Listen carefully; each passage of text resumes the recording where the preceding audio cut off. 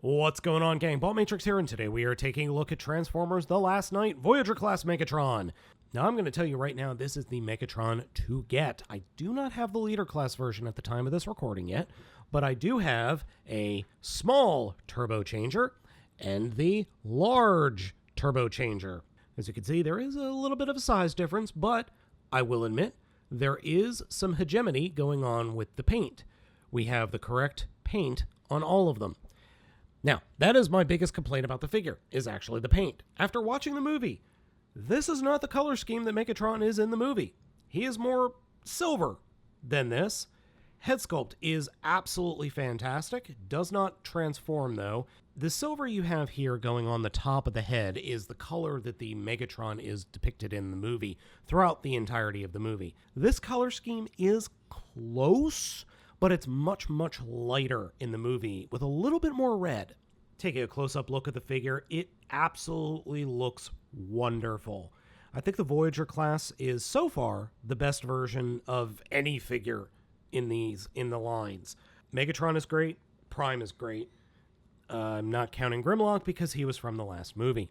The figure comes with one accessory, that is his sword, which is absolutely freaking fantastic. I love this thing. This is just an awesome, awesome executioner sword. Love this thing. When not in use in robot mode, the sword may be stored on the back of the figure thusly. And yes, it does work in plane mode, but it looks super stupid. His cannon, which is mounted on his right arm, is not removable, but it is cool. It is a little bit on the small side. Oh well.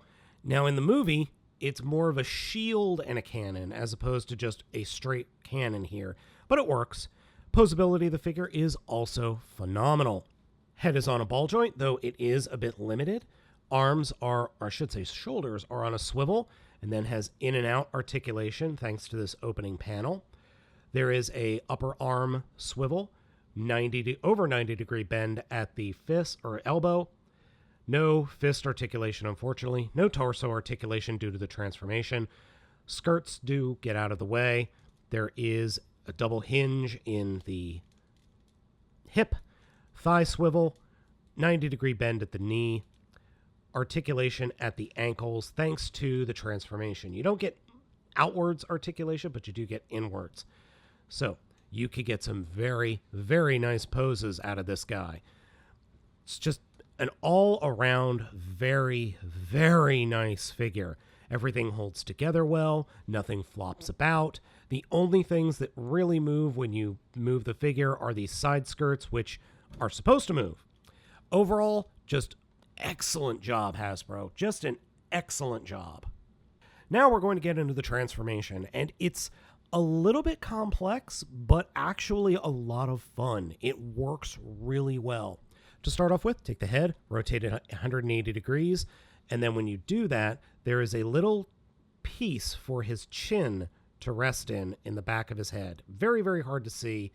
I'm trying to get the camera here so you can see it. So you see how his chin is just resting right in that little groove. Next, fold the fists up into the forearms.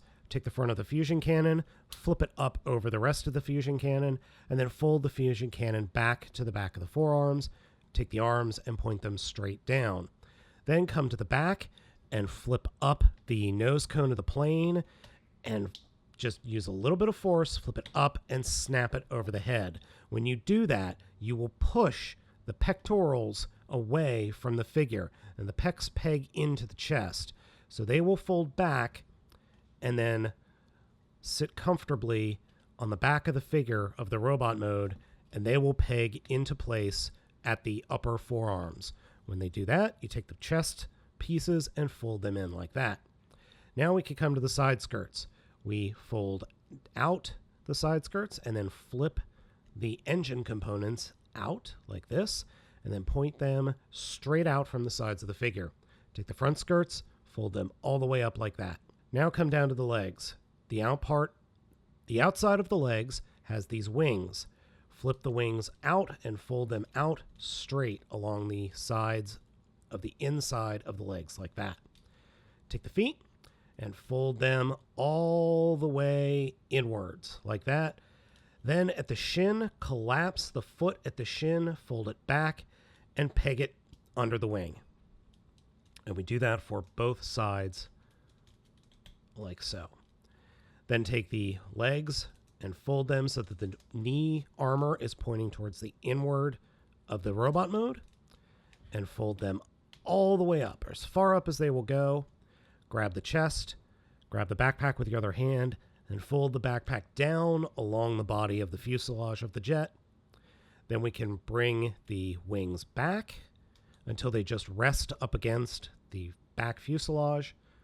Fold the side skirts that we folded out earlier directly up to the top of the vehicle mode, and then fold them down, and they will peg here where my finger is to the back of the fuselage of the jet and into the upper part of the wing, covering up most of the legs. And this is actually the hardest part of the transformation, is just getting things lined up for this connection. And ladies and gentlemen, this is the jet mode. Like I said, this is actually the hardest part of the transformation. Oh, I did forget one thing.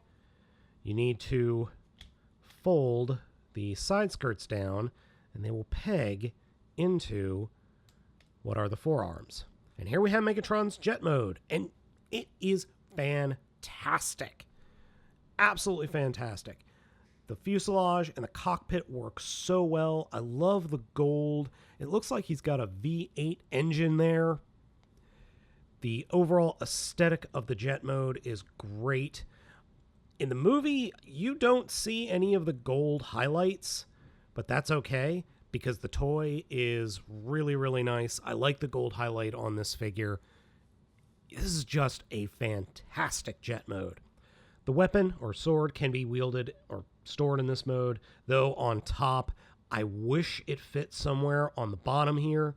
You would think it would fit under there where that little peg is. It does not, unfortunately.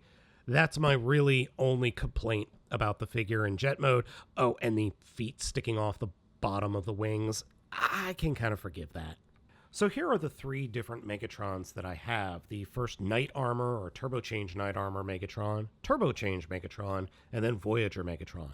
Obviously, Voyager is my favorite, but as you can see, there is some similarities between the different Megatrons. I'm going to try and... Getting them lined up vertically is very, very difficult.